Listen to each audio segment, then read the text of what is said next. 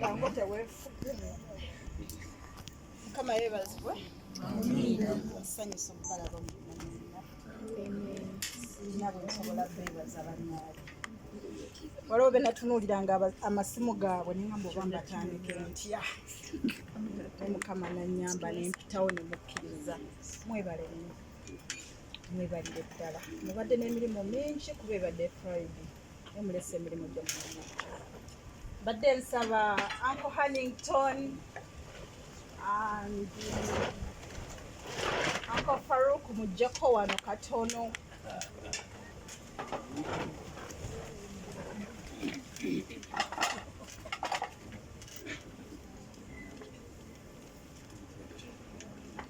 Thank you so much.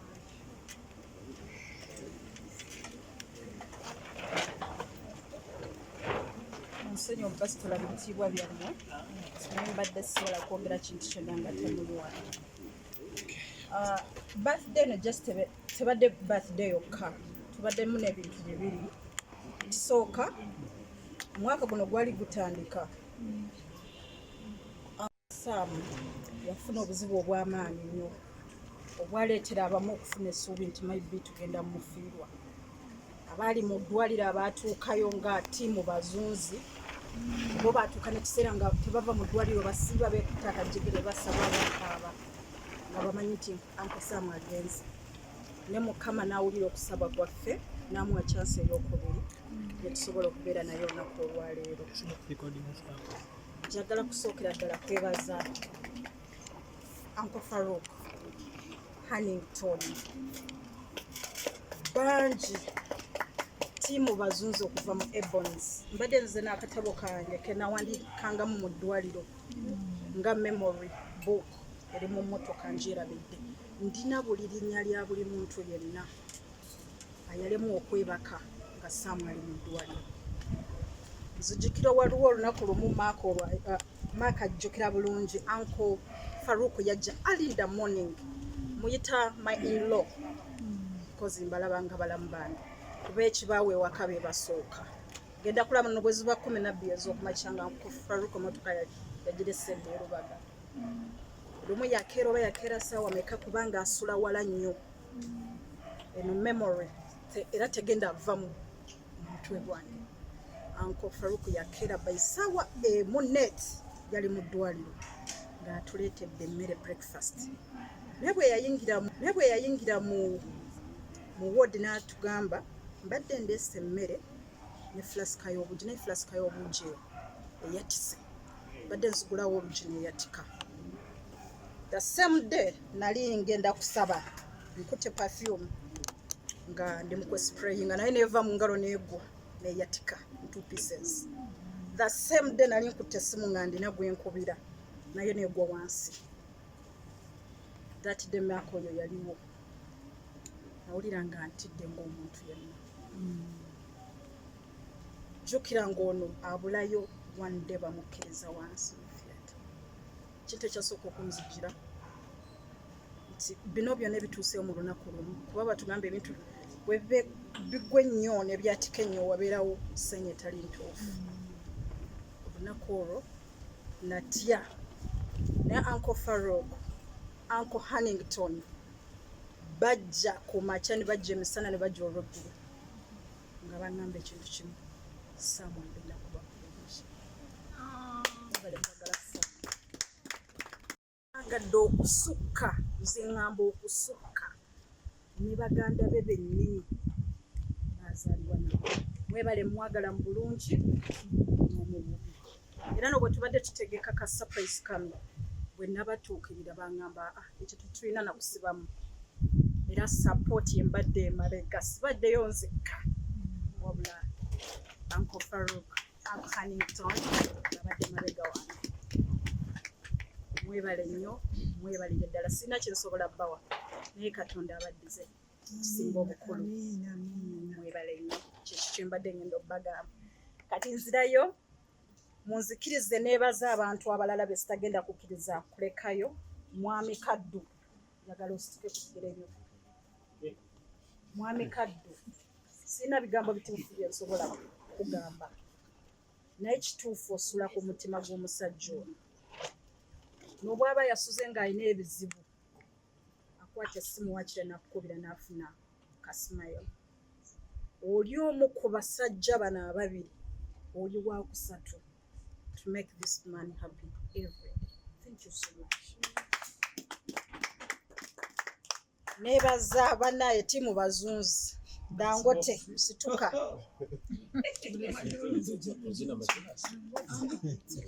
Obwedda tuyisaako nnyo Dangote amaaso ne tumubuuka nsonga obw'endala nsonga lwaki ngenda kwebaza Dangote mu ngeri ey'enjawulo. Buli omukulu ono waabeera Dangote tabulawo.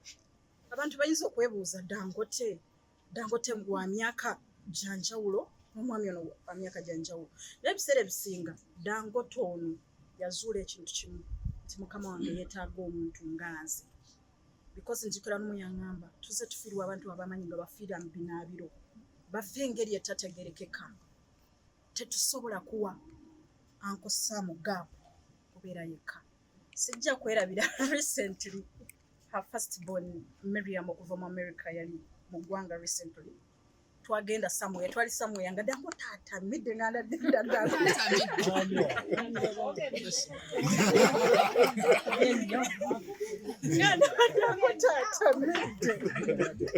kakati fe abaali abalamu ekyasinga okwebuna tetwalaba nti ono asitusa agenda mu washroom naye Dangote yatumirawo omuntu goberera ankosama agenze yekka goberera naye ng'obadde ffe tulowooza atabidde.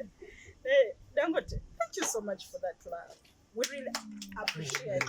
We really appreciate it. Oh, Dangote, thank you so much. He needs a kiss. Sure.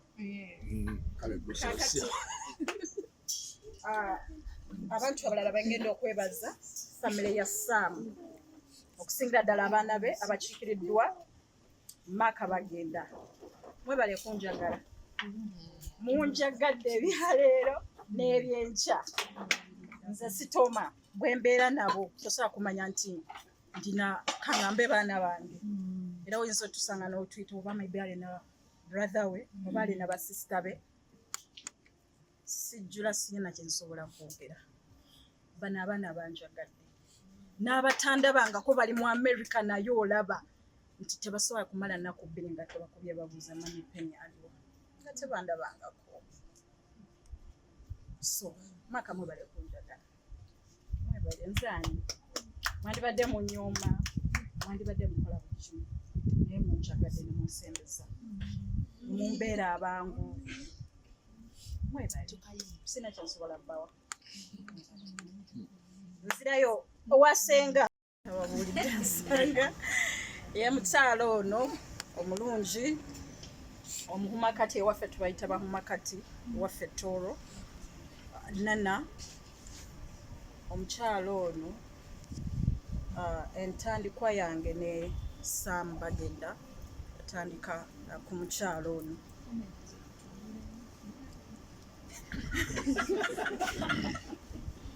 Senga wensonga. Era olaba bwe twava mu ddwaliro Nana yaŋŋamba ekigambo n'angamba Penny tujje twekolemu omulimu as a friends tukoleyo omusajja ono kabaga akamukulisa obulwadde. Naye nkireka n'ekyo oba yalowooza nakinyoomye saakitutte nga serious naye ekintu kyo nakiteeka mu nkola naye nali ndinza olunaku luno lwa 31st. Era ekirooto kyo oba kyewali oyagala tukole kituukereza era nkwebaza webale kubeera mabega wange webale kunsupportinga.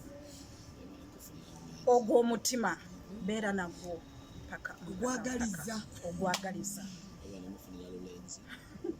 wama webale kunfunira olulenzi senga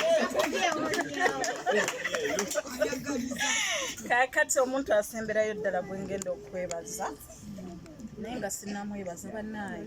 Nayiba waffe yatukubyeko ekizimbe eky'amaanyi mu maaso wali naye talutumidde mwana yeesitukidde. Omwami Mukiibi situkawo wakiri otububyeko. Olaba abantu abamu bwe bakuliraanya nga bakusinga ssente ebiseera ebisinga bajja n'ejjoogo n'omwami oyo yazimba ekizimbe bwe yalaba nti tetulina privacy alina engeri gye yakikolamu nga bapangisa abe tebasobola tunula gye tuli naye teyakikola nti oba ki yakikola because he respect Sam.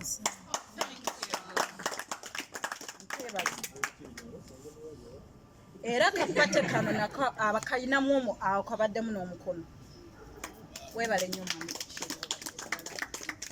n'abasigadde bonna kati kanzembyeyo omukulu Sam Bagenda.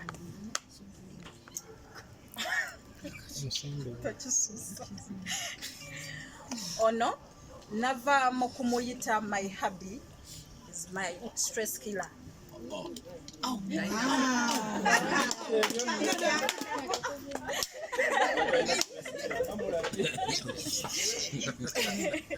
Is my stress killer. Ye muntu nga bw'obadde abagamba nti muntu mulamu nti n'obwoba gwamusobezza mu butuufu nga gwasobezza this man will come and say bwemba ndina kyenkoze ekikunyumizisa sorry. Ye muntu ekigambo sorry tekimuzibuwalirangako takyantwala okuba nti alina ekiti kyandabiramu antwalira mu bitinga bisatu obeera ekisookera ddala yansuwe mwana ogwe ate ebiseera ebisinga oba nkigambe ntya atuuka ekiseera n'antwala ng'omwana kyoluusi waliwo ebintu byalaba nga I need guidance awo n'ayingirawo era bw'aba tasobodde kuŋŋamba first atuuka sambuya n'apakinga emmotoka ndadda kusinye nantekisti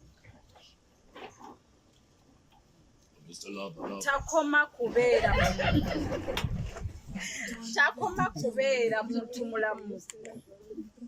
kubeera muntu mulamu wabweru oba mu ebons wabula newaka waliwo abasajja abamu abafeekinga nga bwafuluma ekikomera wabweru eyo nga mulaba nga malayika naye bwadde ewaka n'afuuka ekirala naye ono omusajja bwekyakola wabweru eyo kyakola newaka. Ndina ebibuuzo ebimbuuzibwa nga nze omuntu ndina challenge ekiri gyoweri yakyayogeddeko nti ebiseera bisinga bakazi babaserebu babeera n'ebintuntu kyenasooka okuyiga nti Samu alina ekintu abantu abamu kyebatamanyi wabweru alina kyebamulabamu ekirala newaka alina kyali ekirala ate omuntu omuyiga nasooka kuyiga Samu bwe namuyiga ntandika okutambuza bintu byange ng'omwana omuwala siina kyensobola kukugamba wabula nsaba Mukama akumpangalize akumpeera obulamu obulungi obwangaala olabe ba divine Shalom and Mayra nga bakula nga bafuka abakazi abakulu nga bamanyiriam era Mukama buli kyewafiirwa mu myaka egiyise emabega okifune mu myaka egisigaddeyo.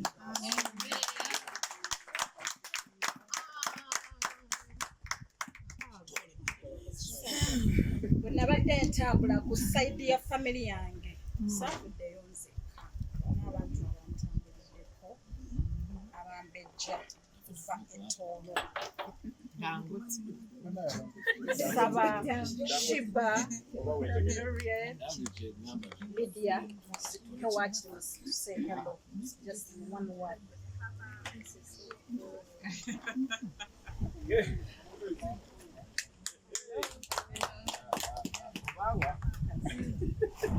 Those are my sisters. Ramba Makinge, Bayitako, Gamba Sanse.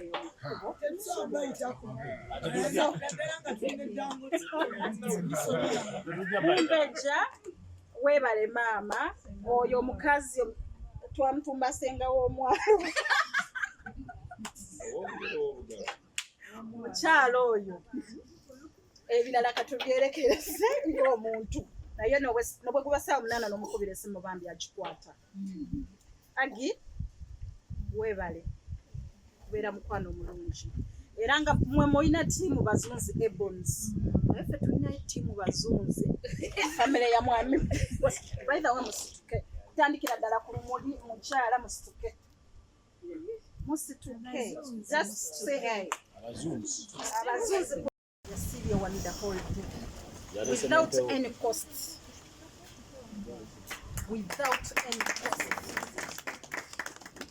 naye just wakuba nti alina omukwano eri Uncle Sam n'abasigadde Britain webale mukama akuwa ekyosinga okwagala okusinga byonna nkimanyi akuwe light yasingayo mu makubo go akumulisize ebyo bigambo byange mukama banjagalire abanteera omukisa era bwe muba muddayo mirembe.